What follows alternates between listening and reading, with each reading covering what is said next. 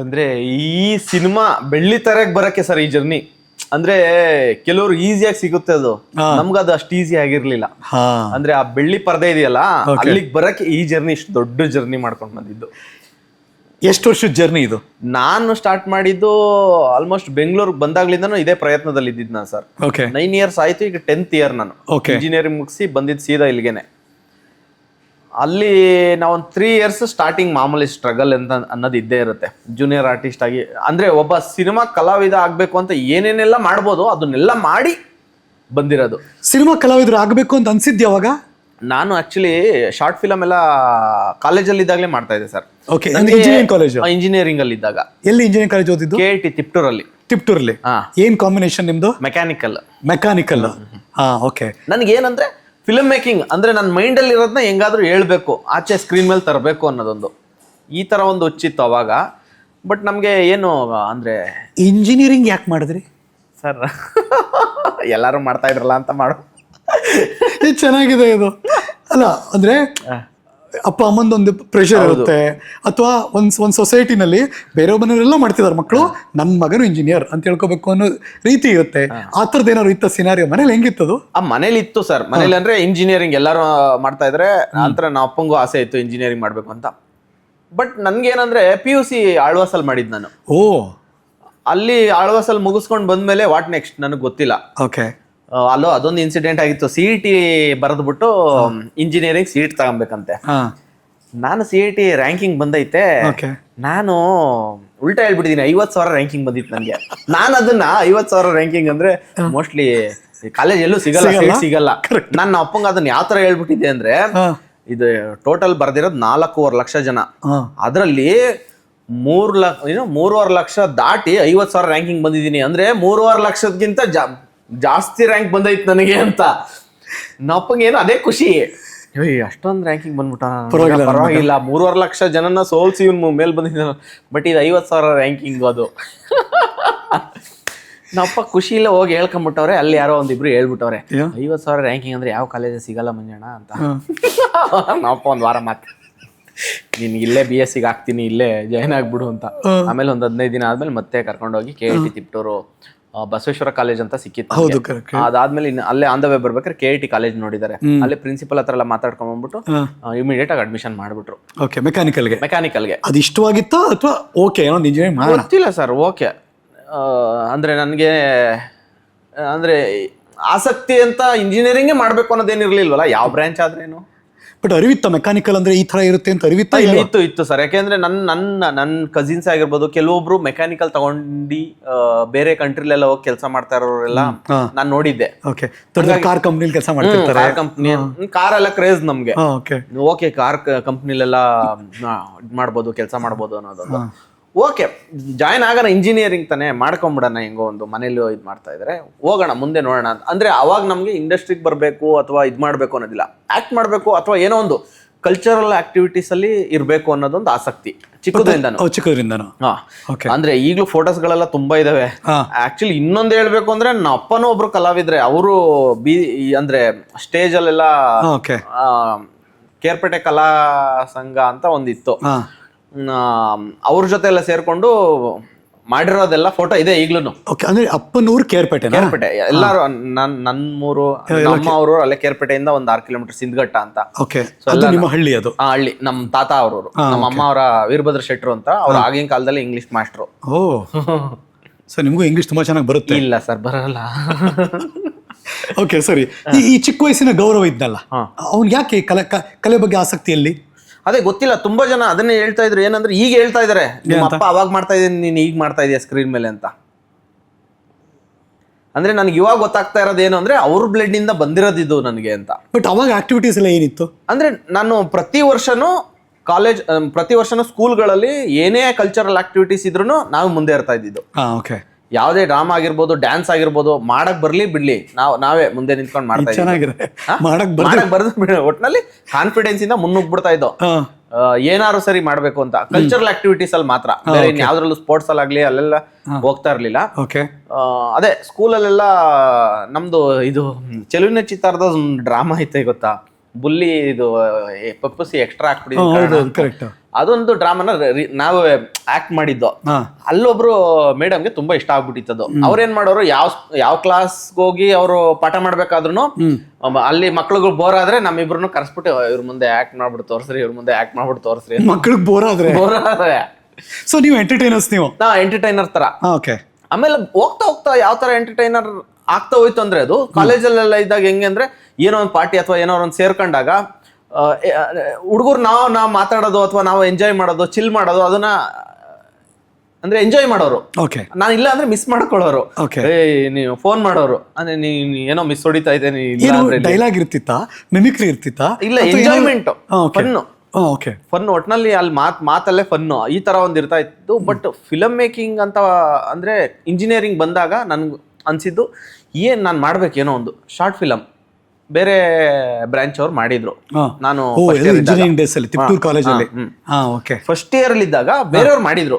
ನನಗೆ ಅವಾಗ ಮೈಂಡಲ್ಲಿ ಇತ್ತು ಏನಂದ್ರೆ, ಈ ನವಗ್ರಹ ಫಿಲಮ್ ಅಲ್ಲಿ ನಾನು ನವಗ್ರಹ ಒಂದು 50 ಸಲ ನೋಡ್ಬಿಟ್ಟಿದ್ದೀನಿ ಸರ್, ದರ್ಶನ್ ಅವ್ರದ್ದು, ಡಿ ಬಾಸ್ ಅವ್ರು. ನನಗೆ ಜಗ್ಗು ಕ್ಯಾರೆಕ್ಟರ್ ಅಂದ್ರೆ ಒಂಥರ ಮಾಡ್ಬೇಕು. ಯಾಕೆ ನಾವು ಅವರು ಅಂಬಾರಿ ಕದಿಯಕ್ಕೆ ಹೋಗ್ತಾರೆ, ನಾವು ಕ್ವಶನ್ ಪೇಪರ್ ಕದಿಯಕ್ಕೆ ಹೋಗ್ಬಾರ್ದು ಅಂದ್ಬಿಟ್ಟು 9 ಜನ ಇಟ್ಕೊಂಡು ನಾನು ಕ್ವಶನ್ ಪೇಪರ್ ಕದಿಯಕ್ಕೆ ಹೋಗೋ ಶಾರ್ಟ್ ಫಿಲಮ್ ಬರ್ಕೊಂಡೆ. ಶಾರ್ಟ್ ಫಿಲಮ್ ನಾನು ಅನ್ಕೊಂಡೆ ಸ್ಕೆಚ್ ಹಾಕ್ಬಿಟ್ರಿ ಕಾಲೇಜಲ್ಲಿ ಅಂತ. ಅಲ್ಲ, ಗೊತ್ತಿಲ್ದೇನೆ ಆಕ್ಚುಲಿ ಸ್ಟಾಫ್ ರೂಮ್ಗೆಲ್ಲ ನುಗ್ಗಿದೀವಿ ನೈಟ್ 12 ಗಂಟೆ 1 ಗಂಟೆಯಲ್ಲಿ ಶೂಟ್ ಮಾಡಕ್ಕೆ. ಓ ಹೌದಾ. ಓಕೆ. ಶೂಟಿಂಗ್ ಎಲ್ಲ ರಿಯಲಿಸ್ಟಿಕ್ ಆಗಿ ಅಂದ್ರೆ ನಮಗೆ ಟೆಕ್ನಿಕಲಿ ನಾಲೆಡ್ಜ್ ಇಲ್ಲ ಸರ್. ನನಗೆ ಮೈಂಡ್ ಅಲ್ಲಿ ಈ ತರ ಮಾಡ್ಬೇಕು ಅನ್ನೋದಿದೆ, ಬಟ್ ಅದನ್ನ ಹೆಂಗ್ ತರೋದು ಅಂತ ಗೊತ್ತಿಲ್ಲ. ಹೆಂಗೋ ಒಂದು ಫೋನ್ ಅಲ್ಲಿ ಲೈಟಿಂಗ್ಸ್ ಬರಲ್ಲ, ಫೋನ್ ಟಾರ್ಚ್ ಲೈಟ್ ಅಲ್ಲೆಲ್ಲ ಇಟ್ಕೊಂಡು ಶೂಟ್ ಮಾಡ್ಬಿಟ್ಟಿದೀವಿ. ಡಬ್ಬಿಂಗ್ ಅನ್ನೋ ಕಾನ್ಸೆಪ್ಟ್ ಗೊತ್ತಿರಲಿಲ್ಲ, ಇಯರ್ ಫೋನ್ ಅಲ್ಲಿ ಮಾತಾಡಿ ಸಿಂಕ್ ಮಾಡಿದೀವಿ. ಮ್ಯೂಸಿಕ್ ಅನ್ನೋ ಕಾನ್ಸೆಪ್ಟ್ ಗೊತ್ತಿರಲಿಲ್ಲ, ನವಗ್ರಹದೇ BGM ಎತ್ತಿ ಅಲ್ಲೆಲ್ಲ ಸಿಂಕ್ ಮಾಡಿದೀವಿ. ಈ ತರ ಒಂದು ಆತರ ಒಂದು ಕನ್ಸ್ಕೊಂಡಾಗ ನಮ್ಗೆ ಅಲ್ಲಿ ತುಂಬಾ ಜನ ಸಪೋರ್ಟ್ ಮಾಡಿದ್ರಲ್ಲ. ಕಾಲೇಜಲ್ಲಿ ನಮ್ಮ ರಶ್ಮಿ ಮೇಡಮ್ ಅಂತಿದ್ದಾರೆ, ದೀಪಣ್ಣ ಅಂತಿದ್ದಾರೆ, ಇಬ್ರು. ಅವ್ರೇನಂದ್ರೆ ಹಿಂಗ್ ಶಾರ್ಟ್ ಫಿಲಮ್ ಮಾಡ್ತಿ, ತಗೋ ದುಡ್ಡು ಅಂದ್ರೆ ನಾನು ಏನ್ ಮಾಡಿಲ್ಲ, ಏನೋ ಒಂದ್ ಮಾಡ್ತೀನಿ ಅನ್ನೋ ನಂಬಿಕೆ ಅವ್ರಿಗೆ. ಅಂದ್ರೆ ಕಲೆ ಮೇಲೆ ಆಸಕ್ತಿ ಇತ್ತೆಲ್ಲ ನೋಡ್ತಿದ್ರು ಅವರು. ಏನೋ ಒಂದ್ ಮಾಡ್ಬೇಕು ಅಂತಾನೆ ಇರು ಯಾವಾಗ್ಲೂ. ಹಿಂಗ್ ಮಾಡ್ಬೇಕು ಅನ್ಕೊಂಡಿದ್ದೀನಿ, ನನಗೆ ಕ್ಯಾಮ್ರಾ ಬೇಕು. ನಮ್ ರಾಕಿ ಹೇಳಿದ್ರು, ತಗೋ ಕ್ಯಾಮ್ರಾ. ಅವ್ರದ್ದೇ ಓನ್ ಕ್ಯಾಮ್ರಾ ಇತ್ತು, ತಗೋ ಕ್ಯಾಮ್ರಾ. ಹಿಂಗೆ ಎಲ್ಲ ಹುಡುಗರನ್ನೆಲ್ಲ ಮೇಂಟೈನ್ ಮಾಡ್ಬೇಕಲ್ಲ. ಫಸ್ಟ್ ಡೇ ಏನಾಗ್ಬಿಡ್ತು ಅಂದ್ರೆ, ನೆಕ್ಸ್ಟ್ ಲೆವೆಲ್ ಎಲ್ಲರಿಗೂ ಅಂದ್ರೆ ಶೂಟಿಂಗ್ ಹಿಂಗೆ ಏನೇನು ಬೇಕು ಎಲ್ಲ ತರಿಸಿದ್ವಿ. ಇನ್ನು ಶೂಟಿಂಗ್ 1 ಶಾಟ್ ತೆಗ್ದಿಲ್ಲ, ಎಲ್ಲ ಖಾಲಿ ಐಟಮ್ಗಳು. ಗೊತ್ತಿಲ್ಲ, ಆ ಥರ ಶಾಟದಲ್ಲಿ ಸ್ಟಾರ್ಟ್ ಆಗಿದ್ದು ನಮ್ದು ಆಸೆ, ಕನಸು. ಅದಾದ್ಮೇಲೆ ಹೆಂಗಂದ್ರೆ ಸೆಕೆಂಡ್ ಇಯರ್ಗೆ ಅದೊಂದು ನವಗ್ರಹದು ರಿಮೇಕ್ ಶಾರ್ಟ್ ಫಿಲಮ್ ಮಾಡಾದ್ಮೇಲೆ ಪರವಾಗಿಲ್ಲ ಏನೋ ಮಾಡ್ತಾವನೆ ಅನ್ನೋ ಥರ ಬಂತು. ಇಮಿಡಿಯೇಟ್ 3rd ಇಯರ್ಗೆ 3 ಶಾರ್ಟ್ ಫಿಲಮ್, 1 ಆಲ್ಬಮ್ ಸಾಂಗು ಎಲ್ಲರೂ ಮಾಡ್ಕೊಡು ಅಂತ ಡಿಮ್ಯಾಂಡ್ ಅಲ್ಲೇ ಸ್ಟಾರ್ಟ್ ಆಗಿದ್ದು.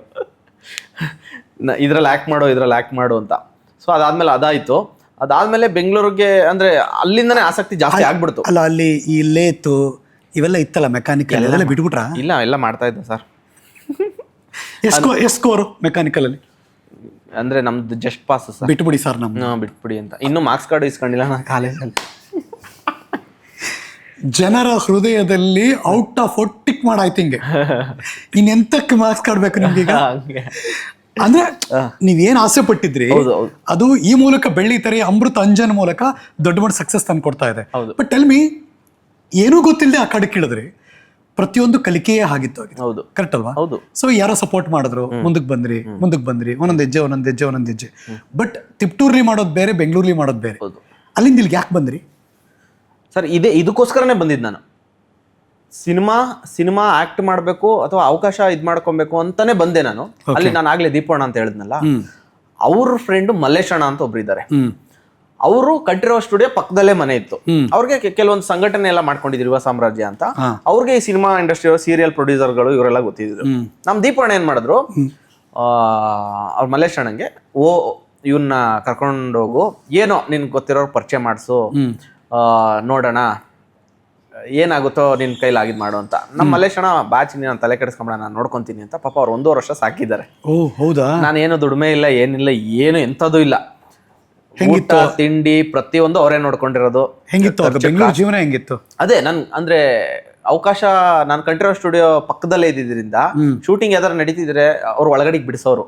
ಹೋಗ್ಬಿಡ್ತಾ ಇದೆ ಮಿಡ್ ನೈಟ್ 2 ಗಂಟೆ 3 ಗಂಟೆವರೆಗೂ ಅಲ್ಲೇ ಶೂಟಿಂಗ್ ನೋಡ್ಕೊಂಡು ಸುಮ್ಮನೆ ನೋಡಕ್ಕೆ. ಏನ್ ಅಬ್ಸರ್ವೇಷನ್ ಇತ್ತು ತಲೆಯಲ್ಲಿ? ಏನ್ ನೋಡ್ತಾ? ಅದೇ ಸಿನಿಮಾ ಅಂದ್ರೆ ಹಿಂಗೆ ಏನೋ ಒಂದು ಒಟ್ನಲ್ಲಿ ಆ ಆಕ್ಟಿವಿಟೀಸ್ ನಾನು ನೋಡ್ತಾ ಇರ್ಬೇಕು ಅಥವಾ ಅದ್ರೊಳಗಡೆ ಇರ್ಬೇಕು. ಏನ್ ಕುತೂಹಲ, ಏನ್ ಕಣ್ಣಿಗೆ ಬಿತ್ತು ನಿಮ್ಗೆ ಅವಾಗ? ಯಾರ್ಯಾರು ಕಣ್ಣಿಗೆ ಬಿದ್ರು? ಥ್ರಿಲ್ಲರ್ ಮಂಜು ಅವರು ಒಂದು ಫೈಟ್ ಮಾಡ್ತಾ ಇದ್ರು. ಅದನ್ನ ನಾನು 3 ಗಂಟೆ ಬೆಳಗಿನ ಜಾವ 3 ಗಂಟೆವರೆಗೂ ನೋಡ್ತಾ ನಿಂತ್ಕೊಂಡ್ಬಿಟ್ಟಿದೀನಿ. ಅವ್ರು ಅಲ್ಲೇ ಅಂದ್ರೆ ಏನ್ ಅನ್ಕೊಂಬಿಟ್ರೆ ನಾನು ಸಿನಿಮಾ ಇದ್ರವ್ರೆ ಅನ್ಕೊಂಬಿಟ್ಟವ್ರೆ. ಅವ್ರು ಏನೇ ಟೀ ಕಾಫಿ ಕೊಟ್ಟರು ನನಗೂ ಕೊಡೋರು, ಕುಡ್ಕೊಂಡು ನಿಂತಿದ್ದೆ. ಏನಾರು ಸ್ನಾಕ್ಸ್ ಬನ್ನು ಏನಾರು ನನಗೂ ಕೊಡೋರು, ತಿನ್ಕೊಂಡು ಆರಾಮಾಗಿ ನಿಂತಿರ್ತಾ ಇದ್ದೆ. ಚೆನ್ನಾಗಿದೆ ಇದು. ಅಂದ್ರೆ ಅಲ್ಲಿ ಏನಂದ್ರೆ ತುಂಬಾ ಜನ ಇರ್ತಾರಲ್ಲ, ಅದ್ರಲ್ಲಿ ನಾವು ಒಬ್ರು ಅನ್ಕೊಂಡು ಸರ್ ಟೀ ಬೇಕಾ ಸರ್? ಕೊಡಿ ಸರ್. ಸರ್ ಬಂದ್ಬೇಕಾ ಸರ್? ಕೊಡಿ ಸರ್. ಯಾರೇನ್ ಕೇಳ್ತಾ ಇರಲಿಲ್ಲ ಪಾಪ. ಈ ತರ ಆಸೆ ಇದಾಗಿದ್ದು. ಪಾಪ ಅವ್ರು ತುಂಬಾ ಚೆನ್ನಾಗಿ ನೋಡ್ಕೊಂಡ್ರು ನಮ್ಗೆ 1-1.5 ವರ್ಷ. ಏನೋ ಈ ಬೆಂಗಳೂರಲ್ಲಿ ಬದುಕ್ಬೇಕಾರೆ ಆಸೆ ಕಣ್ಣಂತೂ ತುಂಬಾ ಇರುತ್ತೆ, ಆದ್ರೆ ಅದನ್ನ ಪೂರೈಸಕ್ಕೆ ದುಡ್ಡು ಬೇಕು. ಮತ್ತು ಏನೋ ಪ್ರಾಪರ್ ಆಗಿ ಒಂದು ಕನಸು ಮಾಡ್ಕೊಳಕ್ ಒಂದು ಹಪಾಹಪಿತನ ಬೇಕು.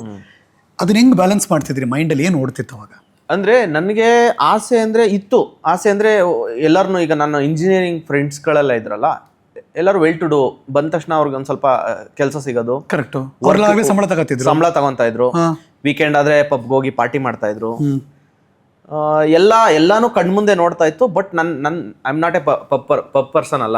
ನಾನು ಅಲ್ಲಿ ಹೋಗಿ ಎಂಜಾಯ್ ಮಾಡಬೇಕು ಆ ಥರ ಎಲ್ಲ ಏನಿರಲಿಲ್ಲ ನನಗೆ ಆಸೆ. ನನಗೆ ಅಂದರೆ ನಾನು ಬದುಕಬೇಕು, ಚೆನ್ನಾಗಿರ್ಬೇಕು ಅನ್ನೋ ಆಸೆ. ಬಟ್ ಈ ಕಡೆ ಓಕೆ, ನಮ್ಗೆ ಇನಿಷಿಯಲ್ ಡೇಸಲ್ಲಿ ಏನೂ ಸಿಗಲ್ಲ ಅನ್ನೋದೊಂದು ನನಗೆ 100% ನಾನೇ ಅದನ್ನೇ ಫಿಕ್ಸ್ ಆಗೇ ಹೋಗಿದ್ದೆ. ನಾನು ಬೆಂಗಳೂರಿಗೆ ನನಗೆ ಏನೂ ಸಿಗಲ್ಲ, ಇಲ್ಲಿ ಏನ್ ಸಿಗುತ್ತೋ ಅದ್ರಲ್ಲಿ ನಾನು ಸಿಗೋವರೆಗೂ ಜೀವನ ಮಾಡ್ಕೊಂಡು ಹೋಗ್ಬೇಕು ಅಂತ. ಕಷ್ಟಪಟ್ಟು ಇಂಜಿನಿಯರಿಂಗ್ ಓದಿಸಿದೀವಿ ನಾವು, ನಮ್ಮನ್ನ ನೋಡ್ಕತ್ತನ್ ಮಗ ಅಂತ ಅಪ್ಪ ಅಮ್ಮನ ಎಕ್ಸ್ಪೆಕ್ಟೇಷನ್ ಇತ್ತಲ್ವಾ? ಅಂದ್ರೆ ಒಂದು ನನಗೆ ಅಡ್ವಾಂಟೇಜ್ ಏನಾಗಿದ್ದು ಅಂದ್ರೆ ಅಪ್ಪ ಅಮ್ಮ ಇಬ್ರು ವರ್ಕಿಂಗ್ ಅಲ್ಲಿ ಇದಾರೆ. ಓಕೆ. ಹಂಗಾಗಿ ನನಗೆ ಆ ಒಂದು ಇದು ಬರ್ಲಿಲ್ಲ. ಅಂದ್ರೆ ಮನೆಗೆ ದುಡ್ಡು ಕಳಿಸ್ಬೇಕು, ಇರ್ಲಿಲ್ಲ. ನೀವು ಒಬ್ಬರೇ ಮಗನಾ? ಅಣ್ಣ ಇದ್ದಾನೆ ಸರ್. ಓಕೆ. ಅವ್ರು ಏನ್ ಮಾಡ್ತಾರೆ? ಅಣ್ಣ ಅವನು ಒಂದು IT ಕಂಪ್ನಿಯಲ್ಲಿ ವರ್ಕ್ ಮಾಡ್ತಾನೆ ಮೈಸೂರಲ್ಲಿ. ಸೊ ಅಲ್ಲಿಗೆ ಒಂದ್ ಸ್ವಲ್ಪ ಫ್ರೀ ಇತ್ತು. ಅಂದ್ರೆ ನಾನು ಯಾರಿಗೂ ಕೊಡೋಂಗಿರ್ಲಿಲ್ಲ, ನಿಮ್ಮನ್ನ ನೀವು ನೋಡ್ಕೊಂಡ್ರೆ ಸಾಕಾಗಿತ್ತು. ಮನೇಲೂ ಅದೇ ಹೇಳಿದ್ರು, ಆಯ್ತಪ್ಪ ಏನೋ ಹೋಗ್ತಾ ಇದ್ಯಾ, ಹೋಗು, ಹುಷಾರು, ಅದೇ ಆರಾಮಾಗಿರು. ಬಟ್ ಆದ್ರೂ ಖರ್ಚಿಗೆಲ್ಲ ಅವಾಗ ಏನಾರು ಬೇಕು ಅಂದ್ರೆ ನಾನು ಕೇಳ್ಬಿಟ್ಟು ಇಸ್ಕೊಂತ ಇದ್ದೆ. ಬಟ್ ಇನ್ನೇನ್ ಮಾಡ್ತಾರೆ, ಮಗ ಎಲ್ಲೋ ಕಣ್ ಮುಂದೆ ಊರಲ್ಲಿ ಓಡಾಡ್ಕೊಂಡಿರೋ ಬದಲು ಅಲ್ಲೆಲ್ಲೋ ಇದ್ದಾನೆ, ಏನೋ ಒಂದ್ ಮಾಡ್ತಾ ಇದ್ದಾನೆ ಅನ್ಕೊಂತಾರೆ ಅನ್ಬಿಟ್ಟು ನಾನು ಊರಿಗೆಲ್ಲ ಅಪರೂಪಕ್ಕೆ ತುಂಬಾ ರೇರ್ ಹೋಗ್ತಾ ಇದ್ದೆ ಸರ್. ಅವಾಗ ಅಂದ್ರೆ ಅವಾಗೆಲ್ಲ ಒಬ್ಬೊಬ್ರಿಗೂ ಇಲ್ದೇ ಇರೋ ಕಂಪ್ನಿ ಎಲ್ಲ ಸೃಷ್ಟಿಸ್ಬಿಟ್ಟಿದೀನಿ ನಾನು. ಅಂದ್ರೆ ಏನಾರು ಕೇಳಿದ್ರೆ ಮೈಂಡಿಗೆ ಏನ್ ಕಂಪ್ನಿ ಬರುತ್ತೆ ಅದ್ರ ಹೆಸರೇ ಹೇಳ್ಬಿಡೋದು. ಗೌರವ್ ಯಾವ ಕಂಪ್ನಿ ಇದೆಯಪ್ಪ ಅಂದ್ರೆ ಗ್ಲೋಬಲ್ ಟೆಕ್ ಸೊಲ್ಯೂಷನ್ ಅಂತ ಸರ್, ಇದು IT ಕಂಪ್ನಿ, ಹಂಗೆ ಹಿಂಗೆ ಅನ್ಬಿಡೋದು. ಏನ್ ಕಂಪ್ನಿ, ಏನ್ ಬೇಸ್ಡ್ ಕಂಪ್ನಿ? ಇದು ಮ್ಯಾನುಫ್ಯಾಕ್ಚರಿಂಗ್ ಕಂಪ್ನಿ, ಮೆಕ್ಯಾನಿಕಲ್ದು. ಈ ನೀವು JCB ಇದೆಲ್ಲ ಬರುತ್ತಲ್ಲ, ಅದರಲ್ಲಿ ಮೇನ್ ಇದನ್ನೆಲ್ಲ ಸ್ಪ್ರಿಂಗ್ಸ್ ಅವೆಲ್ಲ ನಾವೇ ತಯಾರಿಸೋದು, ಹಂಗೆ ಹಿಂಗೆ ಅಂತ. ಅಂದ್ರೆ ಏನೋ ಒಂದು ಬೈಕ್ ಬರೋದು ಹೇಳ್ತಾ ಇದ್ದೆ. ಒಬ್ರು ಕೇಳಿದ್ರೆ ಇನ್ನೊಬ್ರು ಕೇಳಿದ್ರೆ ಬೇರೆ ಇನ್ನೊಂದು ಹೇಳ್ಬಿಡೋದು. ಇನ್ಫೋಸಿಸ್ ಅಲ್ಲಿ ಅಂಡರ್ ಅಲ್ಲಿ ಈಗ ಹೊಸದಾಗಿ ಸ್ಟಾರ್ಟ್ ಆಗಿದೆ ಬೆಂಗಳೂರಲ್ಲಿ, ಅದ್ರ ಅಂಡರ್ ಅಲ್ಲಿ ಒಂದು ಕಂಪ್ನಿಯಲ್ಲಿ ವರ್ಕ್ ಮಾಡ್ತಾ ಇದ್ದೀನಿ ಸರ್. ಆನ್ ಸ್ಪಾಟ್ ಏನೋ ಒಂದು ಹೇಳ್ಬಿಡೋದು. ಬಟ್ ಏನೋ ಬರ್ತಿತ್ತು ತಲೆಗೆ, ಏನೋ ಒಂದು ಬರ್ತಾ ಇತ್ತು ಸರ್. ಅಂದ್ರೆ ಇನ್ನೇನು ಹೇಳಲೇಬೇಕಲ್ಲ ಸರ್. ಬಟ್ ಅವ್ರಿಗೆ ಡೌಟ್ ಇಲ್ಲ, ಅವ್ರಿಗೆ ಕೇಳಿಸ್ಕೊಂಡು ಸುಮ್ಮನೆ ಆಗ್ಬಿಡ್ತಿದ್ರು. ಪಾಪ, ಯಾಕೆಂದ್ರೆ ಎಲ್ಲ ಕೇಳ್ತಾ ಇದ್ದವ್ರು ಏನಂದ್ರೆ ಏನ್ ಮಾಡ್ತಾ ಇದೀಯಾ ಅನ್ನೋ ಒಂದು ಕ್ಯೂರಿಯಾಸಿಟಿ ಕೇಳೋರು. ಅವ್ರಿಗೂ ಗೊತ್ತಿಲ್ಲ ಈಗ ಗ್ಲೋಬಲ್ ಟೆಕ್ ಸೊಲ್ಯೂಷನ್ ಅಂದ್ರೆ ಇರ್ಬೋದೇನೋ ಅಂತಾನೆ ಅನ್ಕೊಂತಾರೆ. ಸೊ ಅವಾಗ್ಲೇ ಕಲಾವಿದ ಅಂತ ಅವು ಇನ್ನೇನ್ ಮಾಡೋದಲ್ಲ, ಹೆಂಗೋ ತೇಲ್ಸ್ಬೇಕಲ್ಲ ಸರ್. ಅವಾಗ ಆತರ ಕೇಳೋರು. ಬಟ್ ಇವಾಗ ನೆಕ್ಸ್ಟ್ ಸಿನಿಮಾ ಯಾವ್ದು ಅಂತ ಕೇಳ್ತಾರೆ, ಅದಕ್ಕೋಸ್ಕರ ನಾವು ಊರಿಗೆ ಪದೇ ಹೋಗ್ತಾ ಇರ್ತೀವಿ. ಬಟ್ ಎರಡು ತರ ನಾನು ಕೇಳಿದಾಗ ಒಂದ್ ಸುಳ್ಳು ಹೇಳಿದೀನಿ ನಾನು ಅಂತ. ಬಟ್ ಸುಳ್ಳು ಹೇಳ್ಬಿಟ್ಟ ಮೇಲೆ ಒಳೊಳಗೆ ಕಾಡ್ತಿರುತ್ತಲ್ಲ, ಖಂಡಿತ ಗುರು ಏನಾದ್ರು ಮಾಡ್ತಿಲ್ವಲ್ಲ ಅಂತ. ಆ ಒಳಗಿನ ಗೌರವ್ ಏನ್ ಹೇಳ್ತಿದ್ದಾಗ ಅಂದ್ರೆ ನನಗೆ ಹೌದು, ನಾನು ಸುಳ್ಳು ಹೇಳ್ತಾ ಇದ್ದೀನಿ, ಬಟ್ ನಾನು ಮಾಡೇ ಮಾಡ್ತೀನಿ ಏನಾದ್ರು. ಬಟ್ ಇವತ್ತಲ್ಲ ನಾಳೆ ಮಾಡೇ ಮಾಡ್ತೀನಿ. ಬಟ್ ಇವತ್ತಾಗದೆ ಇರ್ಬೋದು, ಯಾವತ್ತೋ ಒಂದಿನ ಹಾಗೆ ಆಗುತ್ತೆ. ಅವಾಗ ಅವ್ರಿಗೆಲ್ಲ ಗೊತ್ತಾಗುತ್ತೆ. ಅವಾಗ ನೀನು ಅವಾಗ ಸುಳ್ಳು ಹೇಳಿದ್ದೆ ಅವೆಲ್ಲ ಯಾವುದು ನೆನಪಿಗೆ ಬರಲ್ಲ.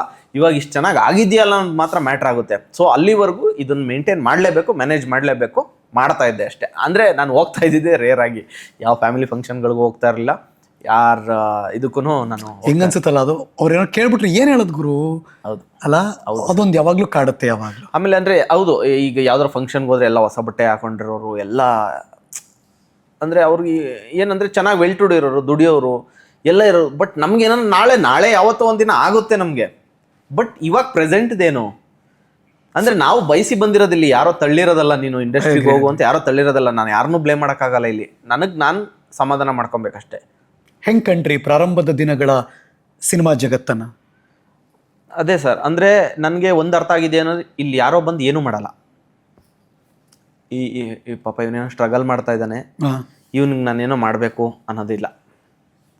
ನಿಮ್ಮ ಹತ್ರ ಏನಾದ್ರು ಟ್ಯಾಲೆಂಟ್ ಇದ್ದರೆ ಕಲೆ ಇದೆ ಅಂತ ಅನ್ಸಿದ್ರೆ ಮಾತ್ರ ನಿಮ್ಗೆ ಯಾರೋ ಒಬ್ರು ಕೈ ಹಾಕಿ ನಿಮ್ಮನ್ನ ಶೇಪ್ ಮಾಡೋದಾಗಿರ್ಬೋದು, ನಿಮ್ಗೊಂದು ಜೀವನ ಕೊಡೋದಾಗಿರ್ಬೋದು ಮಾಡ್ಬೋದು. ಆ ಥರದ್ರಲ್ಲಿ ನನಗೆ ಸಿಕ್ಕಿದ್ದು ನಮ್ಮ ಮೋಹಿತ್ ಸರ್, ಜ್ಯೋತಿರಾವ್ ಮೋಹಿತ್ ಅವರು. ಓಕೆ. ಅವ್ರೇನು ಆ್ಯಕ್ಚುಲಿ ಅಮೃತನೇ ಸಿನಿಮಾ ನಿರ್ದೇಶಕರು. ಅವಾಗ ಶಾರ್ಟ್ ಫಿಲಮ್ ಸ್ಟಾರ್ಟ್ ಮಾಡಿದ್ದು. ನಿಮಗೂ ಅವ್ರಿಗೂ ಸಂಬಂಧನೇ ಇಲ್ಲ? ಇಲ್ಲ ಸರ್, ಇಲ್ಲ ಇಲ್ಲ. ಅದೇ ಒಂದು ಮೂಮೆಂಟಲ್ಲಿ ಹೆಂಗೋ ಒಂದು ಆಗಬೇಕು ಅಂತ ಆದಾಗ ಹೆಂಗೋ ಒಂದು ಬಂದು ಸಿಕ್ಬಿಡುತ್ತೆ ಅಂತಾರಲ್ಲ, ಹಂಗೆ ಅದು.